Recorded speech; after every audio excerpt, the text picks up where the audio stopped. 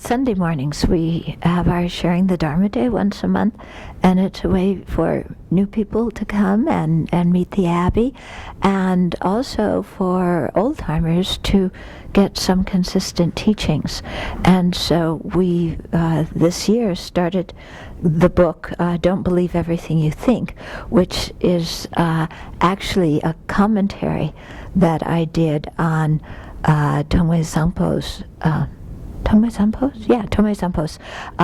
37 Practices of Bodhisattvas.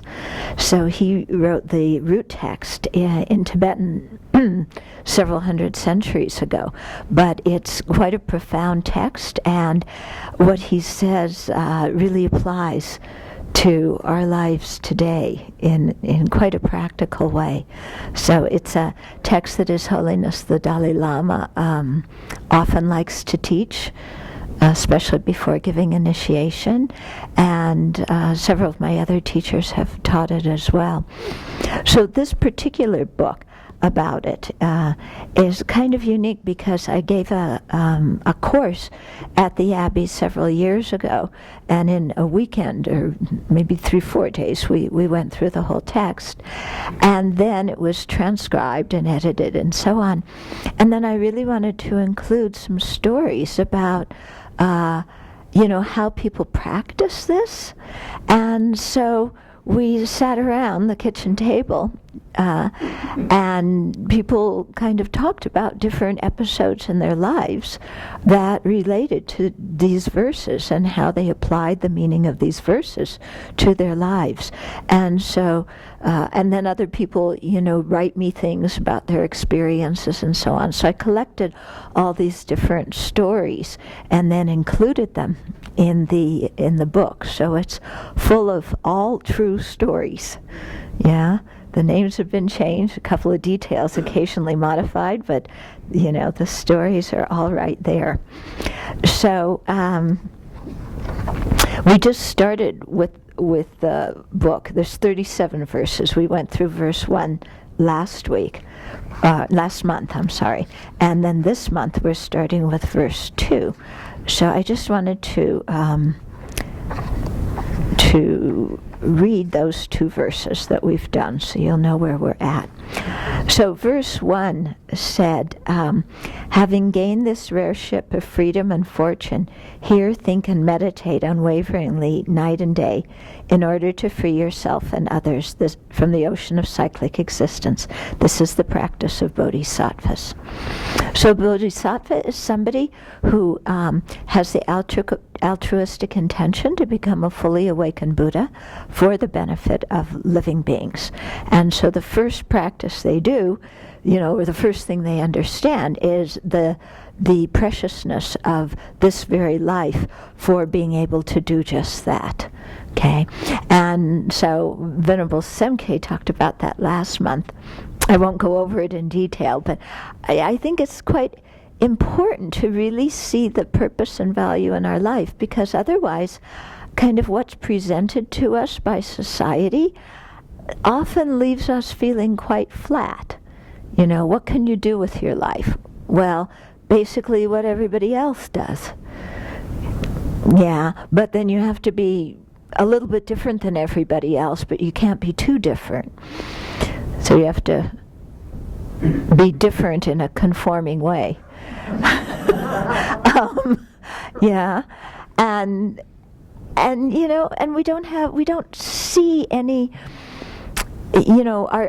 The biggest vision that's presented to us is, well, you can make a lot of money and climb the corporate ladder and be rich and famous, or be a star, a sports star or a movie star. But then you look at the lives of the sports stars and movie stars, and who wants to have one of their lives? Really, when you look at it, I don't want a life like that. Yeah, so many problems. So then, we often get depressed, I think, because we don't really see some truly beneficial direction to put our lives in. And I think this is the value of Buddha's practice, is that, the Buddha started out as an ordinary being just like we did, but he recognized the potential we human beings have, and so he went about cultivating his potential, and the end result was eliminating all the defilements from the mind and developing all the good qualities. And so you think of, wow, you mean I have the potential to never be angry again? Did you ever consider that? That you have the potential never to be angry again. And it's not that you are never angry because you stuff it all down. It's because you completely change your way of thinking so that no matter what somebody says to you, no matter what they do, your mind just remains steady. You know, to me, thinking that I have the potential to do that, wow. You know, I mean, imagine how different we would feel as an individual if we were able to actualize that potential. And imagine the effect that it would have on everybody around us. You know, how would your family be different if you didn't have a temper? How would your workplace be different if you didn't have a temper? Okay, so we begin to see, and that's just like one small thing that we can do, is eliminate our anger. Yeah, but we have the potential also to develop impartial love and compassion for everybody, you know, without being afraid for ourselves. You know, sometimes we can develop some love and compassion, but it's not for everybody. It's only for the people who are nice to us. You know?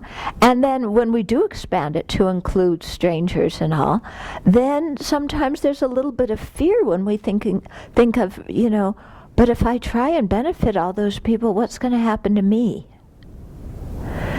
You know, I remember watching a video on Mother Teresa's life, and they showed her going into Lebanon in the middle of the war in Lebanon, and she was in Beirut, and she was talking with some of the various warring factions to try and get some of the people who were injured and dying out of the country and to get them to have some decent medical care. And here she is talking to them, and there's bombs flying around and everything. And I thought, oh, wow, you know, I would like to see, you know, people have good medical care, and I would be willing to go to other countries to do that, but not when there's a war going on. You know, I value me too much to do that. Yeah? So to see how our own love and compassion are sometimes limited, and then to know that we have the potential to broaden them and, you know, enact them in our lives without that kind of fear for ourselves, and without that partiality, and without being so sensitive that we get hurt when people don't recognize how kind we're being to them. Yeah. Does that happen to you? Sometimes you act with kindness towards somebody, and, you know, it'd be nice if they said thank you, but they don't. Yeah. They say, I want more. Or they say, why did it take you so long? Yeah. And we want, you know, give me some, okay? So that, you know, that self-centered need, that impedes on our love and compassion sometimes. So we have the ability to overcome all of that. Yeah? And they say for the great Bodhisattvas, these great spiritual beings who are well on the path to Buddhahood, that as soon as they hear somebody say, I need or I want, they feel so much happiness. Can you imagine that? I hear somebody comes into me, I need, I want. It's like, oh, God. Can't you give me a break, you know, every day? And to think, you know, the Bodhisattvas go, wow, this is fantastic. I can do something useful and beneficial. They feel so much delight at having the opportunity to give. I think, wow, I could become like that. So this is, some of the potential that we have with our precious human life.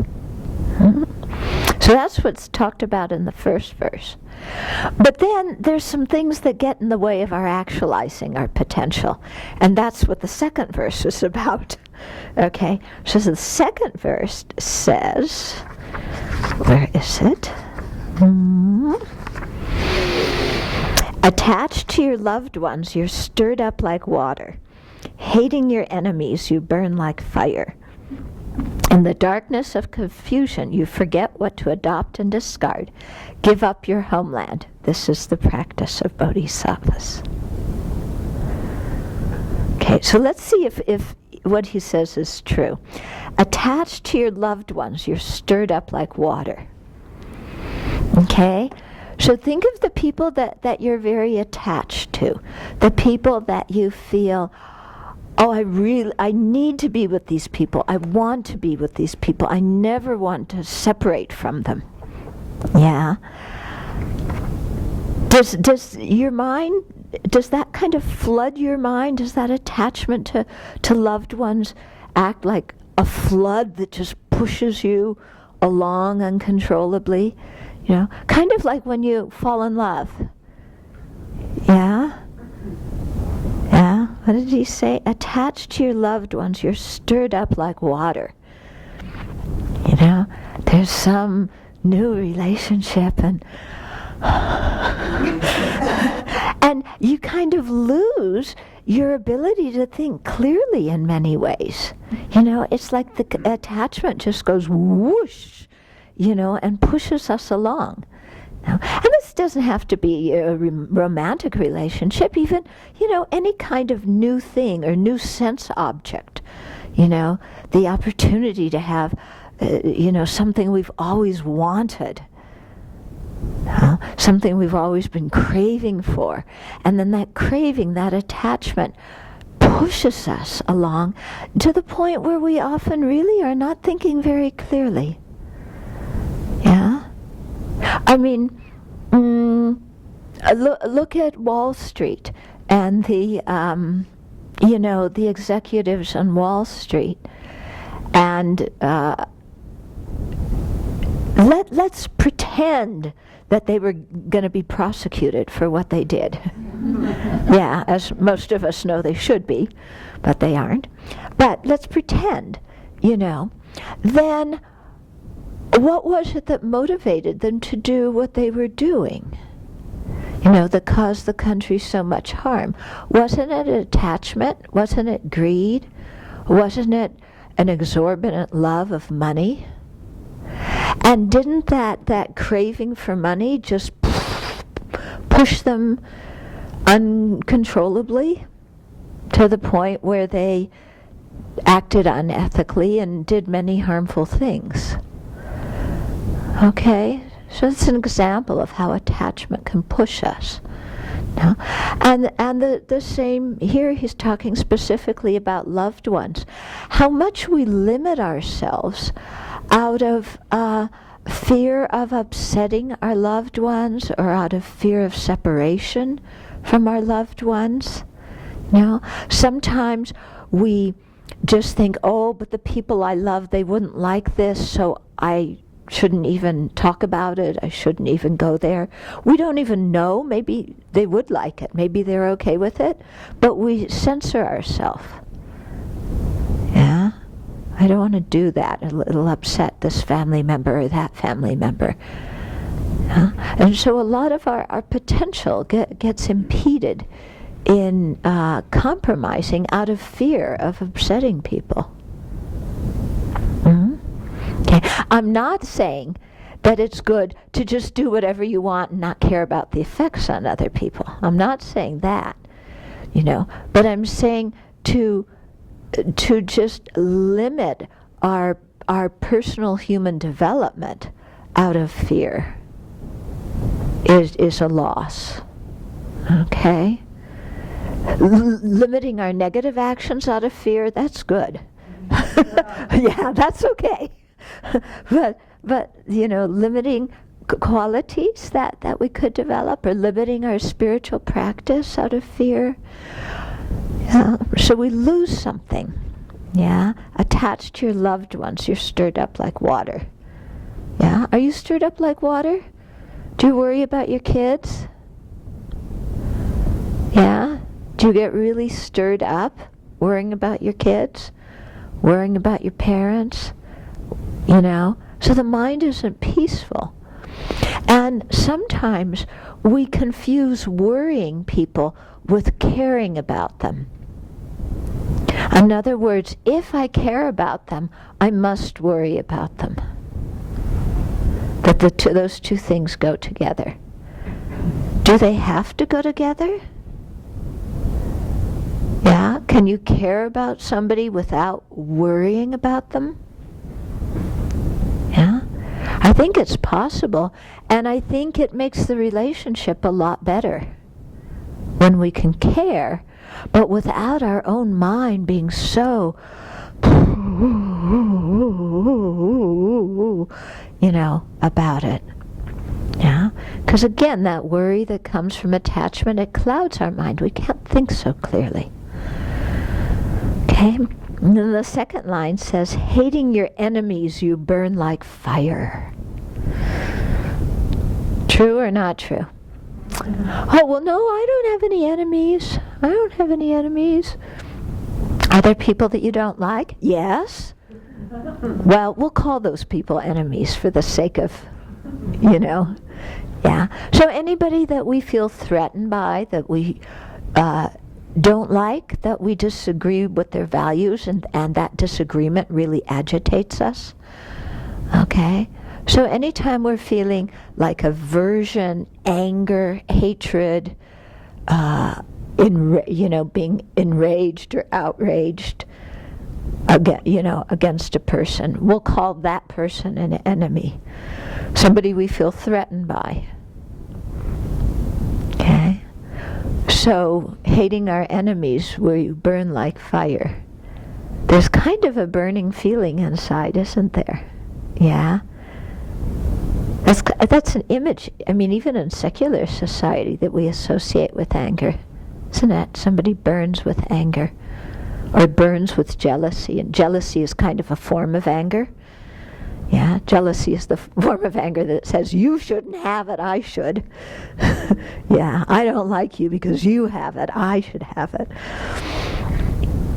But it's the same kind of, falls under that thing of hatred and having aversion towards someone or something. So we burn like fire, and when our mind gets upset with anger, we can spend a whole meditation session plotting on how to get our revenge. Yeah? And a whole meditation session going round and round. He said, she said, he said, she said. The ultimate thing is, I'm right. Yeah. And they should realize it, and I'm going to make them realize it. Okay? So we get angry, and, sometimes our anger is burning. It's the temper. It's the explosion. Yeah? Sometimes our anger actually is makes us ice cold. Yeah? It's just like, I am so angry, I will not talk. I will not relate.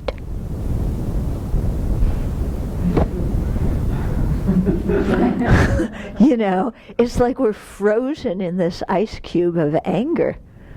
Yeah, we completely withdraw from the situation. Inside, we're so boiling that we're freezing. Yeah? But we give this very cold exterior thing, which of course just pushes other people away, as does the fire-like explosion of anger. Both of those makes it very difficult for other people to communicate with us. Okay, so attachment to loved ones causes us problems. Anger towards enemies causes us problems. Yeah. The third one, in the darkness of confusion, you forget what to adopt and discard. Okay, so what adopt and discard means is when you're doing a spiritual practice, there's certain things that you want to practice. Those are things to adopt, and certain things that you want to discard, that you want to stop doing. So for example, you want to adopt an ethical mode of life, and you want to discard an unethical mode. You want to adopt practices that lead to compassion. You want to release anger and ways of thinking that lead to that. Yeah, we want to adopt practices that lead us to cultivate wisdom. We want to release the things that we do that keep us bound in confusion and bewilderment and ignorance. Okay? But when we're confused, we don't know what to adopt and discard. And so often we do the wrong things, thinking that, oh, this thing is going to lead me to happiness, but actually it doesn't lead us to happiness. Okay? Ask any alcoholic.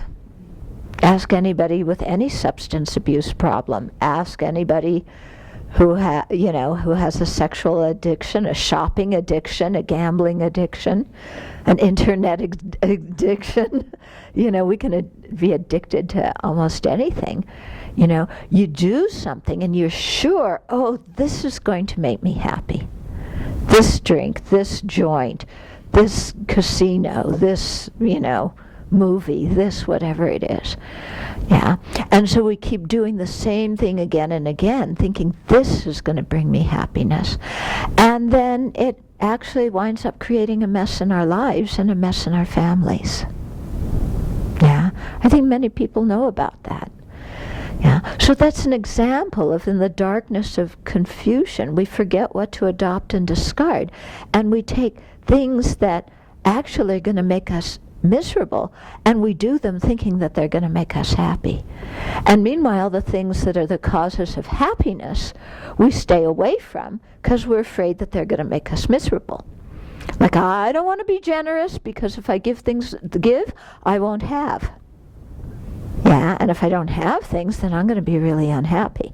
So we, in most religions will tell you that generosity is the cause of wealth.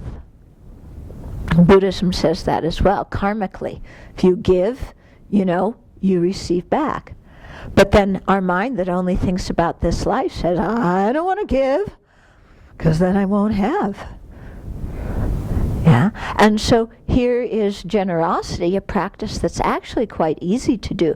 It doesn't mean you have to give everything you own, but just having a generous heart and giving as we can in a comfortable way, which is something that's good for this life, good spiritually, good for future lives, but we don't do it because there's confusion in our mind. Okay?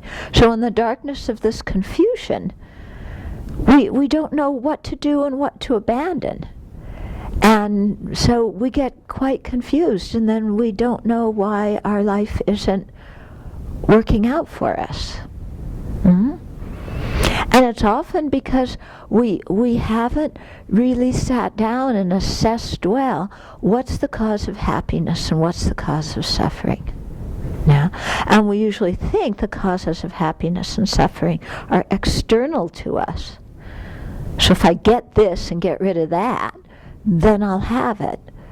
But it's not like that. We can spend a lot of time getting rid of everything we don't like and be quite miserable at the end of it. Yeah? I mean, isn't that what war is about? Getting rid of other people and their possessions that we don't like? But look at the misery that we feel due to war. Even if you win a war, what you had to go through to win it, yeah, it's dreadful. And so that's on a national level, but on a personal level too. Yeah, sometimes to get rid of everything we don't like, at the end, we've acted unethically, we've violated our own principles, we don't feel good about ourselves. Yeah, other people don't respect us for what we did. Yeah, so that comes about because of the lack of clarity. So, then the fourth line says, give up your homeland. This is the practice of Bodhisattvas. So what does give up your homeland mean? It doesn't mean like, okay, I bought a house, I'm moving somewhere else. I'm leaving America, I'm going to become an expat somewhere else.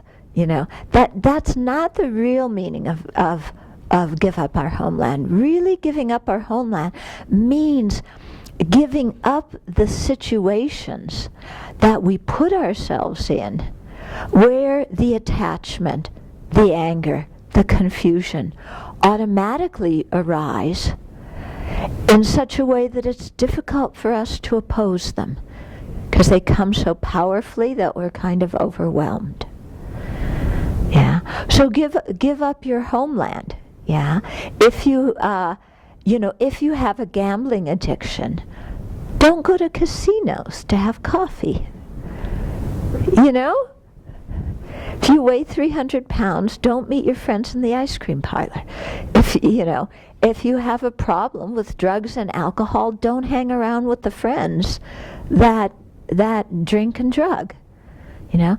Keep yourself out of the situations. Yeah, that's what giving up the home, one meaning of giving up the homeland. Give up your homeland. Give up those situations in which our mind just gets totally out of control. Okay? It doesn't mean that those people are bad or, that we hate them or anything, but we just know for ourselves that I can't be in that situation because it's too much for me. So that's an element of wisdom, knowing what situations we can be in and still maintain clarity and freedom from attachment and anger, and what situations where it's just too much. I remember one person at one of the talks that His Holiness Dalai Lama was giving some years ago, wrote a question, and I've been working at this job and I have good pay, but this is wrong and this is wrong and this is, and my boss this and the climate that, da da da da da da da, and His Holiness suggested one or two things for the person to work with his mind, and the person said, yeah, but that still doesn't work. And then His Holiness said, well, change jobs. The person was like, if it's really not working for you, change jobs. Why not? Yeah. Don't keep yourself in a miserable situation. Yeah. So we want to, remove ourselves from situations where we tend to act on automatic. Sometimes those situations happen with our family. Every family has its own dynamics, and it often happens that people in the family, everybody plays their own role and contributes to the confused dynamics. Yeah. Do you ever feel like that sometimes, that every Thanksgiving is a rerun? Every Christmas is a rerun. Not exactly, but it's like that your dad and your sister don't get along, and that sometime in the evening they're going to quarrel, and that you and your brother don't get along, and that's going to happen. And that sometime, mom's going to start to cry, and dad's going to stomp out angry, and the dog's going to bark, and it's just it's like we're so familiar with certain people that we get into a role that we play, and it's not a very good role for us. Keeps us quite stuck in habitual behavior that doesn't pay off, and it's not a very good situation for the other people too, because we play our role, then they play their role. They play their role, we play our role. Okay? And so in those situations, it doesn't mean that you say, okay, Mom and Dad, I'm not going to any more Thanksgiving dinners. Yeah. But it just means there, the sense of get rid of your homeland is do something different. Don't play your role. Yeah. Don't play your role. Don't sit next to the same person that you usually sit next to. Don't say the same kind of things that you usually do. Yeah, do something different. If you never help in the kitchen, go help in the kitchen. Yeah, if you never go and play ball with your nieces and nephews, go and play ball with them. Do something different. Because if you act different in a family situation, it means everybody else also has to act different. Okay, so it's kind of give up your homeland. Yeah. For us monastics, give up our homeland means that when we take ordination, our ordination is called prabhaja. It means going forth, which means going forth from the householder's life into homelessness. So we're homeless and we're building a big building. But the big building isn't our home. It's for all of you. Okay? So that's what give up your homeland means for us. Okay?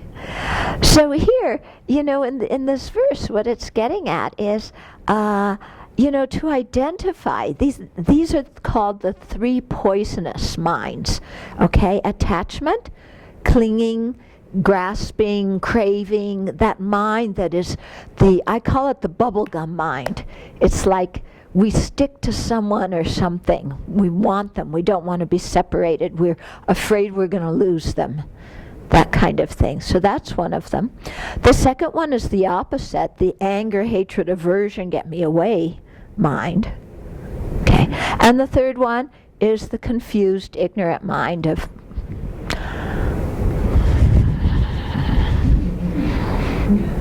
you don't even know what to say, you're so confused. Yeah, you don't even know what to do. Okay, so those are often in Buddhism. You'll hear about the three poisonous attitudes or three poisonous minds. That's those three. Okay, and if you look in our lives, those three, are very active and they create a lot of problems for us. So then the question becomes, well, what to do with it? Yeah, like attachment. Any of you habituated with getting attached to people and things? Oh, some of you aren't? Oh, that's very good. That means you don't get upset when things don't go your way. Yeah, because why do we get upset when things don't go our way? Because we're very attached to how we want them to go. Okay. If there's no attachment, it means you don't get upset when people criticize you. Because you're not attached to praise. You're not attached to reputation. Okay. So how do we give up those kinds of things? One of the of course, realizing the nature of reality is the best way to do it. But that is going to take us a while. So they give us some other methods to practice in the meantime. And one of those is to recall the impermanent nature of things. And this is quite helpful, when our mind gets really stuck of, I want this, I have to have this, I'm afraid of losing this. When the mind's just really greedy, needy, then to say, but everything changes. I'm going to change, this person's going to change, this object is going to disintegrate. Yeah. The situation's going to change. Oh, I don't need to be so attached to this. I don't need to be so bound up with it. Yeah. When I was in high school, I had a friend. I'm still in touch with him, actually. He wanted a Porsche so badly. Oh, he would have died for a Porsche. And, you're 16. But, he nagged his parents. He talked about the Porsche. Oh, everything was, I just want a Porsche again and again. Fixated. Yeah. Made me miserable. Yeah, I can't tell one kind of car from another. So it doesn't matter to me. Anyway, finally, when he got older and went to work, he got a Porsche. And at the beginning, he was like so happy. And then, Yeah? Have you had that experience of something you really want, you finally get it, and then you're kind of flat afterwards? Initially you might feel, oh, good. And then it's just kind of like, whatever, you know? And then plus, sometimes the thing you get starts causing you problems. As soon as you have a Porsche, then you have Porsche hell. Yeah, when your Porsche breaks. As soon as you have a relationship, then you have relationship hell. Yeah, they go together, don't they? Have you ever had a relationship without going through relationship hell from time to time? They go together. Okay? So we find that, you know, and then you look at it, that the things we crave, our own mind gets tired of after a while, or those things go out of fashion, or we get bored. So that's a good example of how transient and impermanent things are, isn't it? You know? But we don't remember their transience and impermanence when we're in the heat of the craving. But it's helpful to remind ourselves. Yeah? When your mind's going out of control with attachment, to say, but you know, whatever I get, I'm going to have to separate from sometime. It's true, isn't it? Whatever we get, we're going to have to separate from. So, considering I'm going to have to separate from it, why go so bananas with attachment right now? One of my teachers, Lama Yeshe, he had these short little expressions, and one of them was, good enough, dear. Yeah. He used to say, you're good enough, dear. But also, you know, what I have is good enough. What I have is good enough. Yeah. The way things are going are good enough. I don't have to be the most famous. I don't have to have the best reputation. I don't have to have everybody around telling me they love me. What I have is good enough. You know? And I can meet some of my own needs.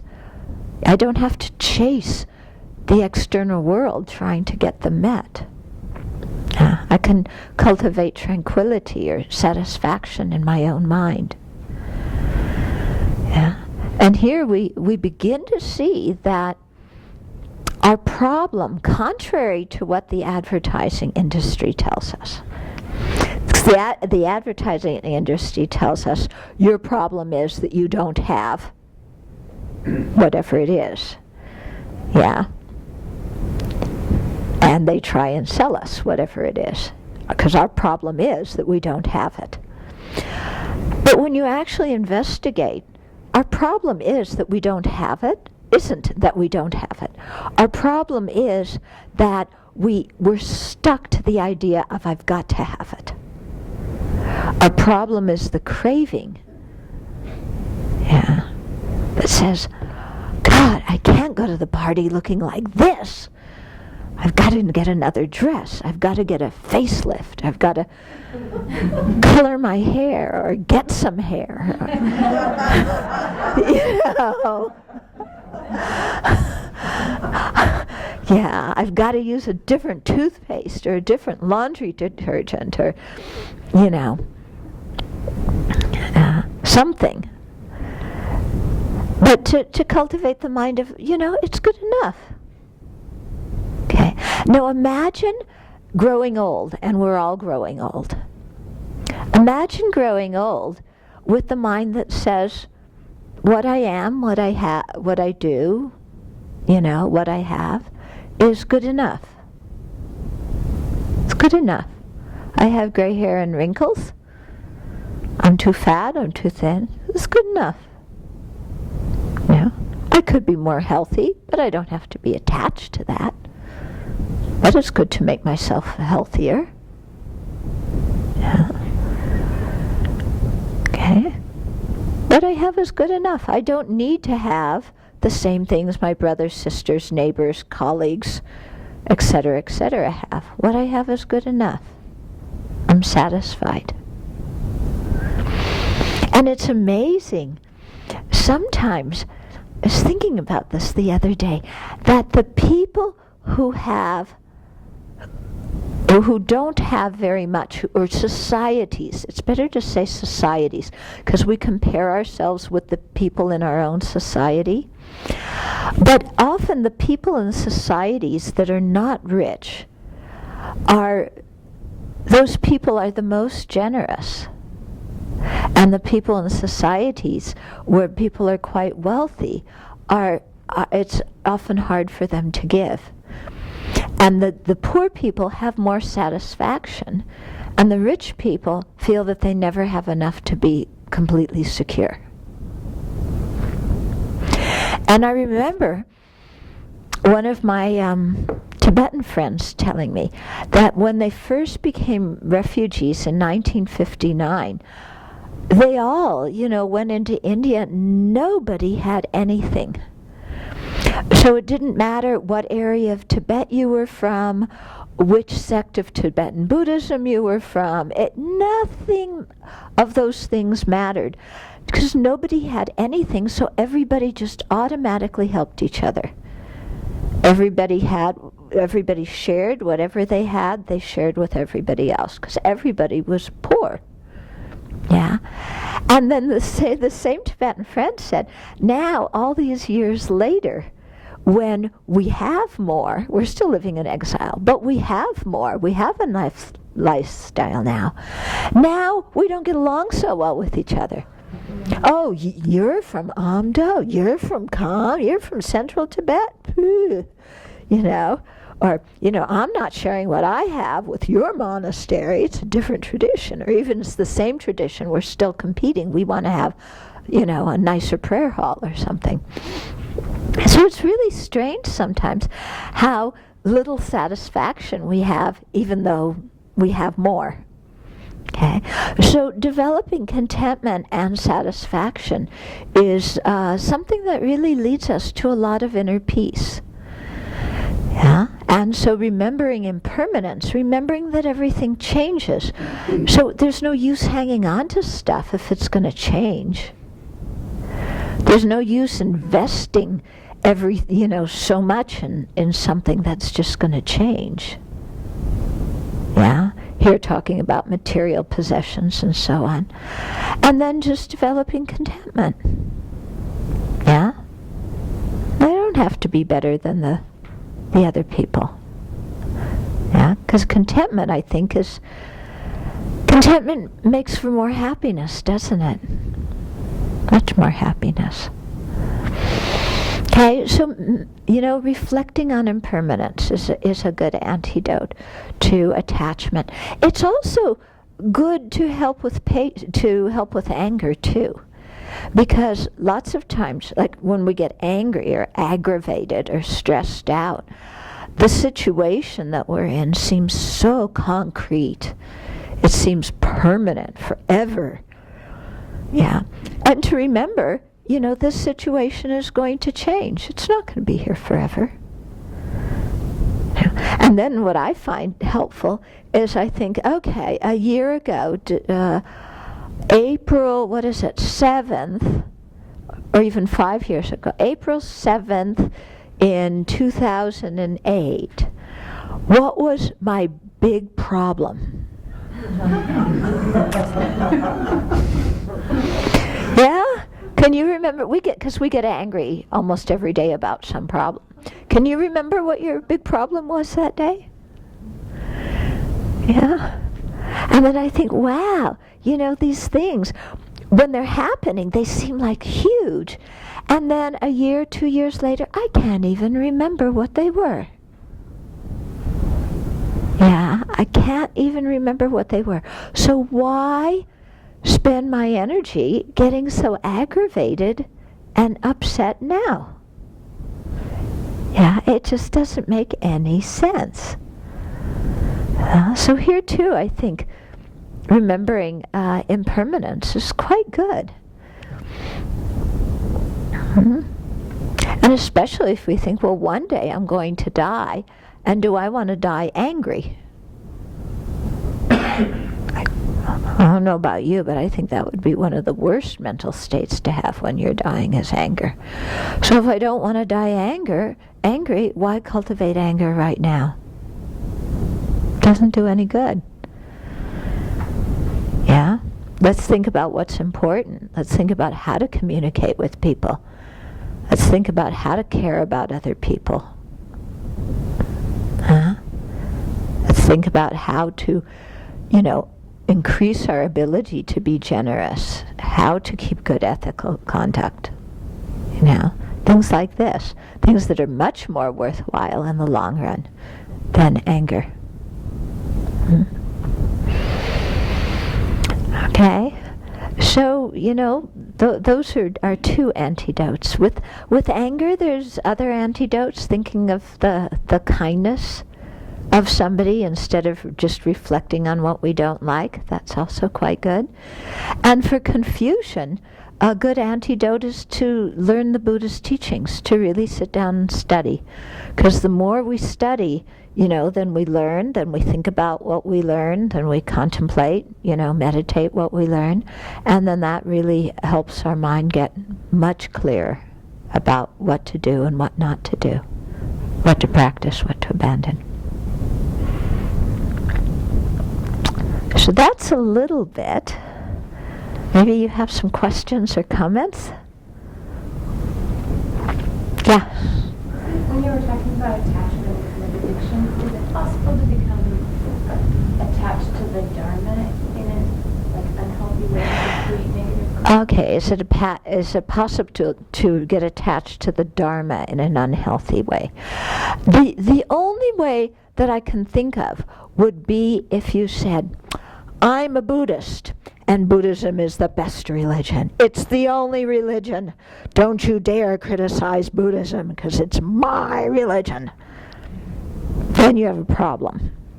Okay? But, wanting to go to teachings, even though your family may not agree, that's not attachment.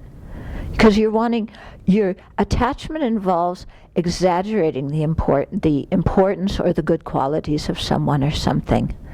When you want to go for Dharma teachings or retreats or something, you're doing so with the motivation to improve yourself and to be a benefit to others.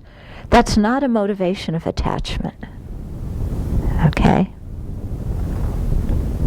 People may disagree and say, I don't want you to go to retreat, I want to go camping, Well, we just have different things that we like to do. Yeah, but it doesn't mean I'm attached to the Dharma. Okay. Other questions? Yeah. We also become attached to our own ego. And it seems like with Buddhism, you could start to, or with any religion, you start to make big of your own ego because you were following a spiritual path. Right. Yeah. Right. Yeah, that's the kind of thing when she said, can you get attached to the Dharma? If you start going, I'm such a holy person, I'm supposed to. That's more arrogance. It's kind of attachment, but it's I'm so holy, I've gone to this retreat, I've done this and that. Where you're bragging about it to create an image. Yeah, that's attachment. But, and that's why we start out every activity that we're doing cultivating our motivation. Remember at the beginning of this session, we deliberately stopped and cultivated our motivation. And so throughout the day, at the beginning of the day, during the day, at the end of the day, we're constantly cultivating our motivation. Yeah, to make sure and to keep reminding ourselves of why we're doing things.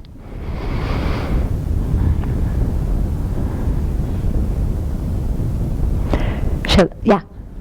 I think many times I want to be a good mother or good student or good businesswoman or good this, good that, and because I care to do a good job, a good role. So I understand that attachment is not good, but on the other hand, you care so much, and that's so important.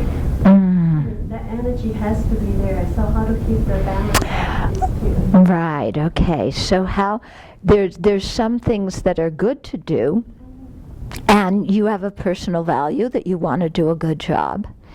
And they're important things, but then how do you keep from getting attached to either the activities or your own reputation as somebody who does them?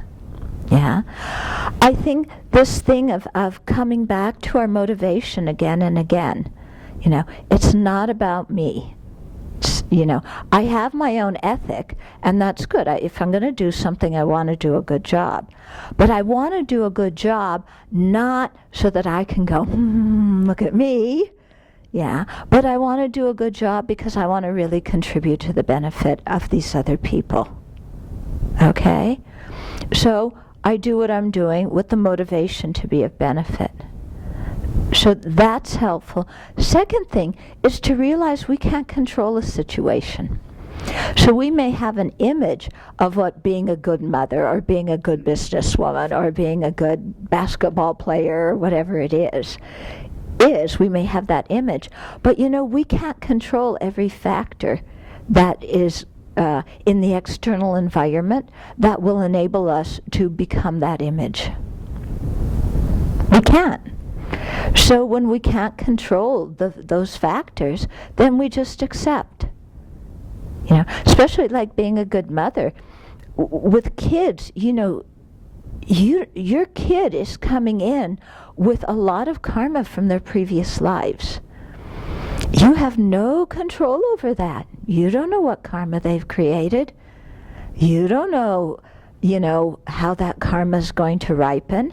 And so to think that you can control your child and make them become this, you can't do it. You can't do it. Your job as a parent is to guide your child and teach your child. But then they have to learn, and you can't make them learn. Yeah, sometimes they have to go out and make mistakes, and like all of us did, right? Yeah. So,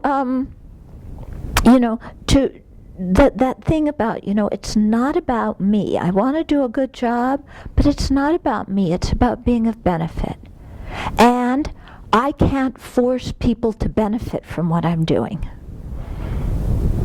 Yeah, they're open and receptive to whatever degree they are, and I can't force. I can just be there and do my best. Yeah. So it's coming more from a sense of our own integrity, that from my side I want to do as best as I can, instead of I want this goal, and if I don't have that goal, that means I was bad and I was like I didn't do a good job. Are you seeing the difference between assessing success as this happens on the external, right, versus I acted with a good motivation? Okay, so our internal thing is what we can work on, and that is, I think, a much better level of success than measuring what happens on the outside. That makes some sense? Yeah?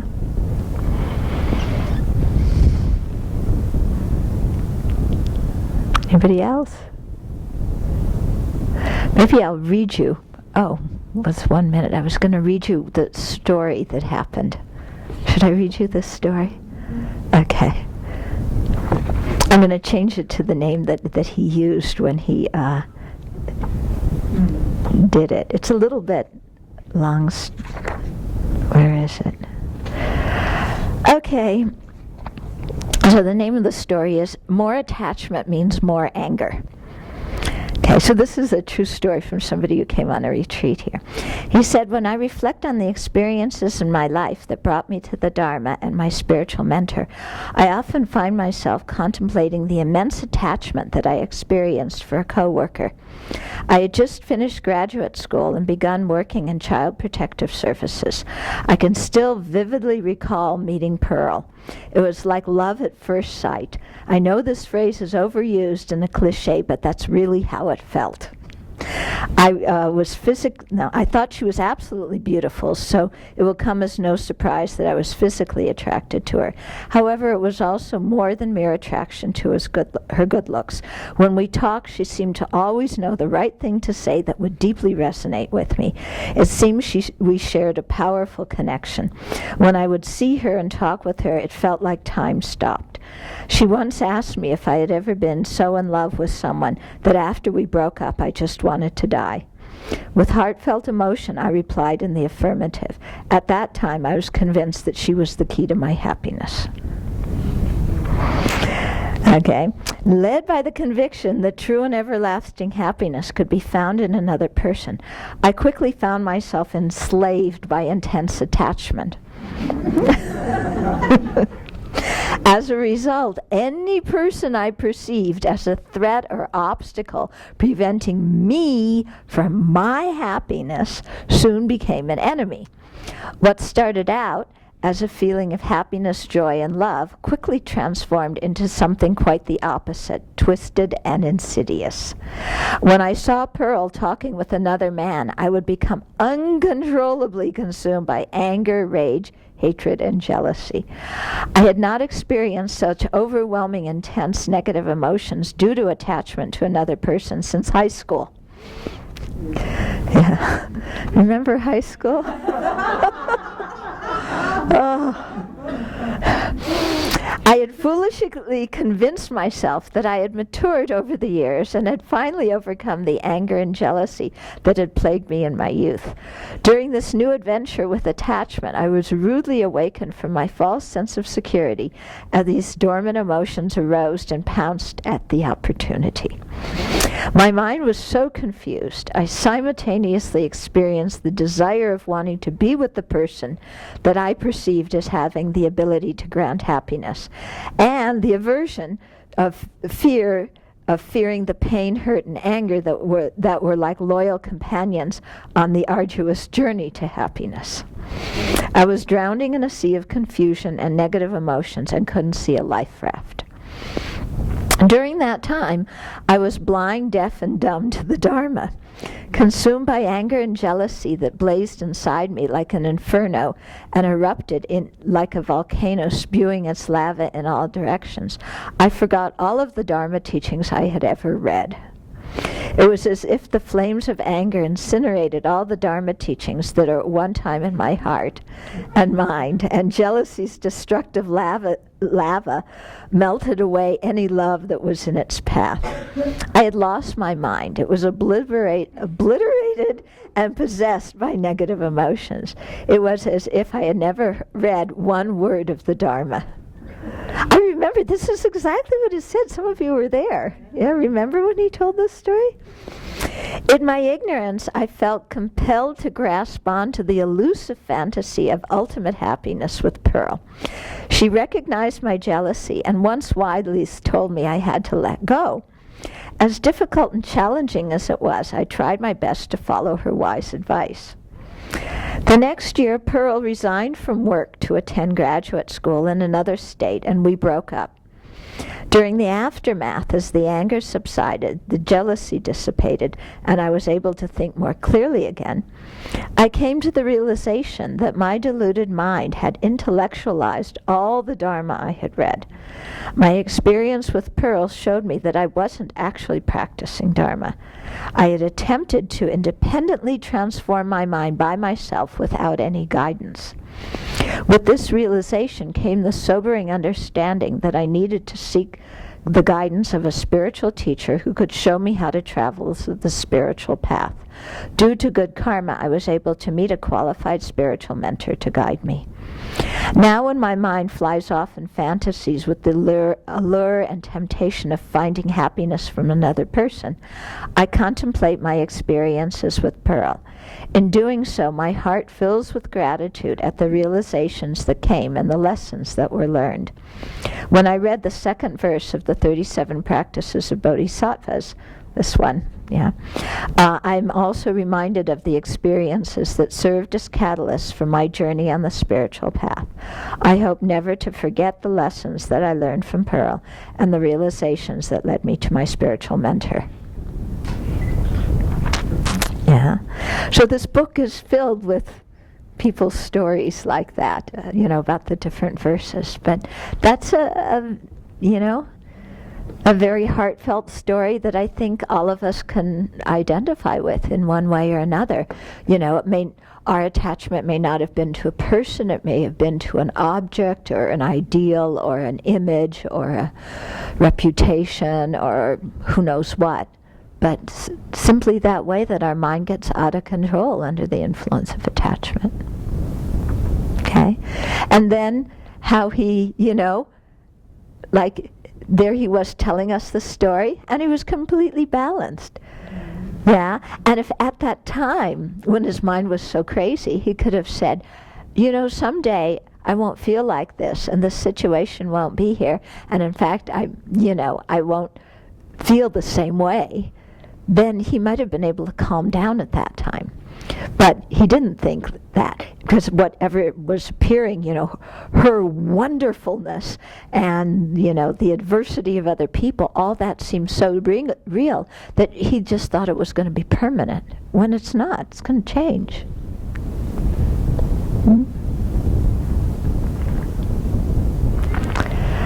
Okay. So, we'll dedicate the merit. And then we'll have a potluck lunch. Everybody can come and eat.